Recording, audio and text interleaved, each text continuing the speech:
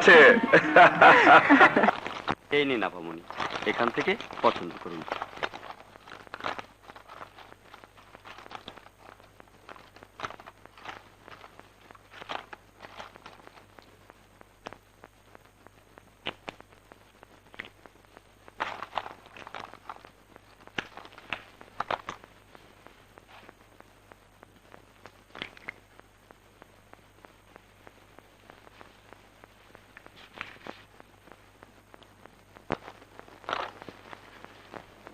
আহ মুক্তি, পছন্দ করার সময় নেই, তাড়াতাড়ি চল আয়।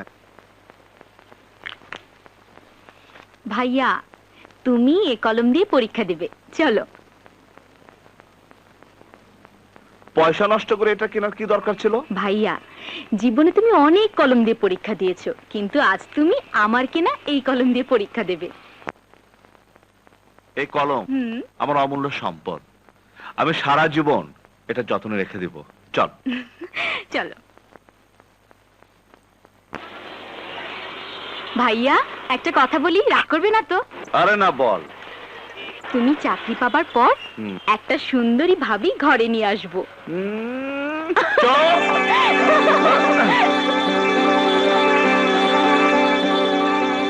নিজের পায়ের নিচে মাটি নেই, আবার আরেকজনকে এনে কাঁধে তুলবো?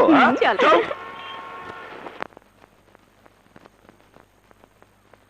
এই রিকশা, পুলিশ ভবন যাবে? জি, ওঠেন। ভাইয়া উঠো। ভাইয়া, এবার গাইড মুখস্থ করতে থাকো। এই চলো।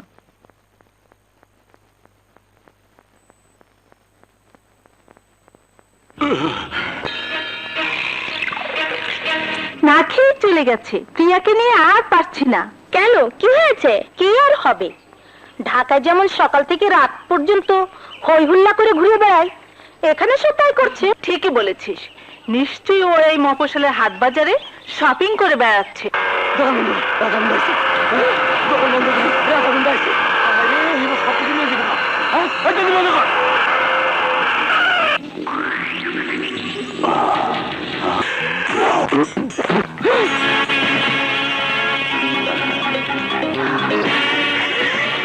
চোখ থাকতে অন্ধ হয়েছে নাকি?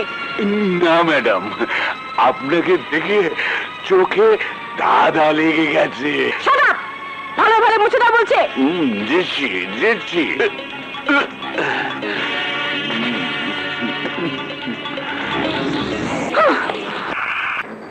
ইচ্ছে করে তুই যদি কষ্ট পেতে চাস, তাহলে আমি কি করব?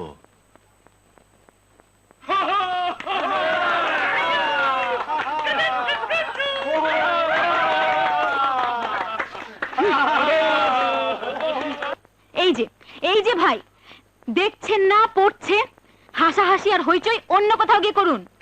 যেভাবে বলছেন তাতে মনে হচ্ছে জায়গাটা ওনার বাপের কেনা। আরে আরে ভাইয়া, তুমি কোথায় যাচ্ছ? দেখছো না ওরা চলে যাচ্ছে, চলো আসো,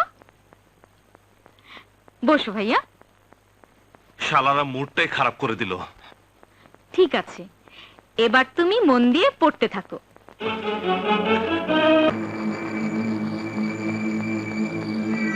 প্রকাশ্য দিবালোকে একটা লোক খুন হয়ে গেল, অথচ আপনারা কেউ বলতে পারছেন না কে খুন করেছে। স্যার, চাঁদা দেওয়ার ভয়ে রাজাগুন্ডা আসার সাথে সাথে আমরা দোকান বন্ধ করে দিয়ে লুকিয়ে পড়ি। হ্যাঁ স্যার, আমরা কেউ দেখিনি কে খুন করেছে, কিন্তু খুন যখন হয়েছে তখন খুনিকে ধরা পড়তেই হবে।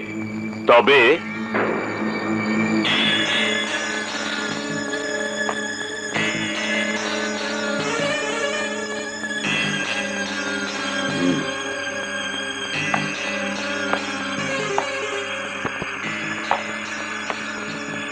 এই ছবির লোকটাকে আপনি চেনেন?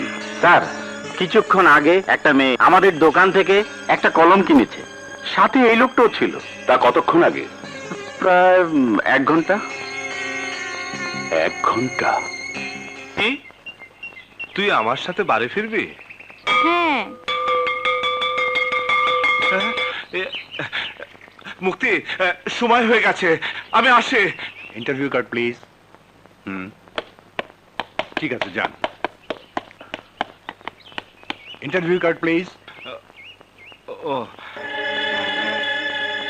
সরি, আমি নিয়ে আসছি। কিরে, বইয়ের ভিতরে ইন্টারভিউ কার্ডটা আছে, ভুলে গেছিস? খুঁজছি তো, পাচ্ছি না। দেখি, কোথায় যে গেল? ভালো করে খুঁজে দেখ, দেরি হলে সর্বনাশ হয়ে যাবে। তুমি একটু পকেটে খুঁজে দেখো না। খুঁজেছি কিন্তু নেই। ইস, এখন যে কি হবে? সরি স্যার, ইন্টারভিউ কার্ডটা খুঁজে পাচ্ছি না। তাড়াহুড়ো করে আসতে গিয়ে হয়তো কোথাও পড়ে গেছে। তাহলে বাড়ি ফিরে যান। স্যার, ইন্টারভিউ কার্ড ছাড়া ইন্টারভিউ দেয়া যাবে না। আপনি কি বলছেন স্যার? আজ ইন্টারভিউ দিতে না পারলে আমার জীবনের সব আশা আকাঙ্ক্ষা শেষ হয়ে যাবে। কিন্তু আপনি যে ইন্টারভিউ কার্ড পেয়েছেন, ওটা না দেখলে আমি কি করে বুঝবো? বিশ্বাস করুন, আমি ইন্টারভিউ কার্ড পেয়েছি। তা নাহলে কি আমি ইন্টারভিউ দিতে আসতাম? সেই দুঃসাহসকে আমার হতো। কি করে বিশ্বাস করব? কারণ আপনাকে যে ইন্টারভিউ দিতে ডাকা হয়েছে তার প্রমাণ ইন্টারভিউ কার্ডের ছবি। কিন্তু সেই প্রমাণ করতে গেলে যে সময় শেষ হয়ে যাবে। শেষ করুন স্যার, আমি মিথ্যে বলছি না।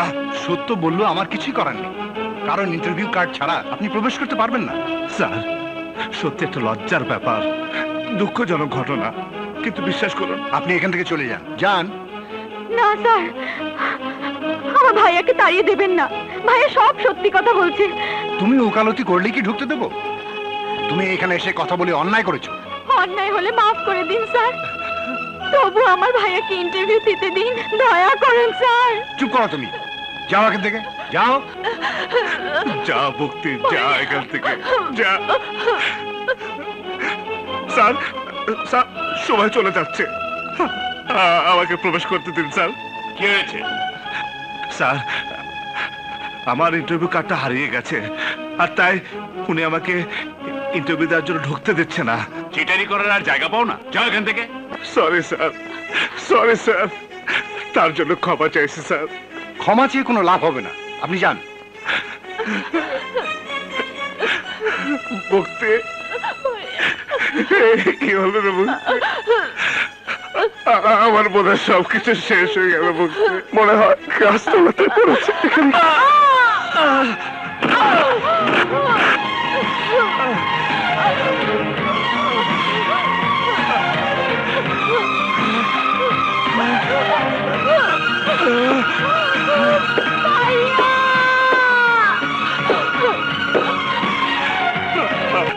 আমি একজন এমএ ফার্স্ট ক্লাস পাওয়া ছাত্র। MA first class? হ্যাঁ স্যার, হ্যাঁ। স্ট্রেঞ্জ, এত মেধাবী, এত ট্যালেন্ট ছাত্র হয়ে ইন্টারভিউ দিতে না পেরে আপনি অবশ্যই মতো কাঁদছেন। এই চাকরি না হলে অন্য চাকরি হবে, আপনি তো আরো বড় চাকরি পাবেন। না স্যার, না। যোগ্যতা থাকার পরেও চাকরি না পাওয়ার কষ্ট যে কি, বছরের পর বছর চাকরির জন্য আবেদন করে আমি তা বুঝতে পেরেছি। জীবনের এই প্রথম ইন্টারভিউ কার্ড পেয়েছি, তাই আজ ইন্টারভিউ দেওয়ার সুযোগ পেলে আমি চাকরিটা পাবো স্যার। সেই যোগ্যতা আমার আছে স্যার। স্যার, স্যার, আপনি আমাকে ফিরে দিবেন না, ফিরে দিবেন না। সত্যি আমি আপনার জন্য অনুতপ্ত, কিন্তু অফিসের নিয়ম ভেঙে আমি কিছু করতে পারবো না। স্যার, মুক্তি, এই যে ইন্সপেক্টর সাহেব আমার ইন্টারভিউ কার্ড দিয়ে এসেছে। দেখুন স্যার, দেখুন, আমি মিথ্যে বলিনি স্যার। ইন্সপেক্টর সাহেব, আপনি ইন্টারভিউ কার্ড নিয়ে এসে আমার জীবনের সবচেয়ে বড় উপকার করলেন। দিন ইন্সপেক্টর সাহেব, দিন, আমার স্যারের হাতে দিন, দিন ইন্সপেক্টর, দিন। দেব, তবে প্রমাণের জন্য আদালতে। You are under arrest. আপনি কি বলছেন? এই ইন্টারভিউ কার্ডের জন্য আমাকে ইন্টারভিউ দিতে দিচ্ছে না, আর আপনি কি না? তুমি শুধু একজন খুনিই নও, ভালো একজন অভিনেতাও বটে।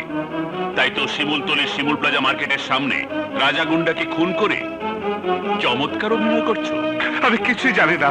তুমি কি ভেবেছো আমাকে? আমি বোকা যে তোমার কথা বিশ্বাস করব? এই পোশাকে, এই অবস্থায় কেউ কি কোনোদিন চাকরি ইন্টারভিউ দিতে আসে? ইন্সপেক্টর সাহেব, ইন্টারভিউ কার্ড না পেয়ে দিশারা হয়ে খুঁজতে গিয়ে ওই গাছের সাথে মাথায় আঘাত লেগেছে, আর ওই তার কাটা শার্ট ছিঁড়েছে। কাউকে খুন করতে গিয়ে আমার এই অবস্থা হয়নি, বিশ্বাস করুন। এসব মায়া কান্নায় কোনো লাভ হবে না, কারণ নিহত রাজা গুন্ডার ভাই অনেক বড় নেতা। তাই আইন তোমাকে ক্ষমা করলেও তার হাত থেকে তুমি রেহাই পাবে না। আমার ভাইকে যে খুন করেছে, আমি তাকে খুন করে তার পোস্টমর্টম করতে দেব না। খুনের বদলে খুন, রক্তের বদলে রক্ত। কিন্তু বাঘা যে শহরের বাইরে আছে, ওর অপেক্ষায় থাকলে আমার ভাইয়ের আত্মা কষ্ট পাবে। না নেতা, বাঘা নেই তাতে কি হয়েছে, বিল্লা তো আছে।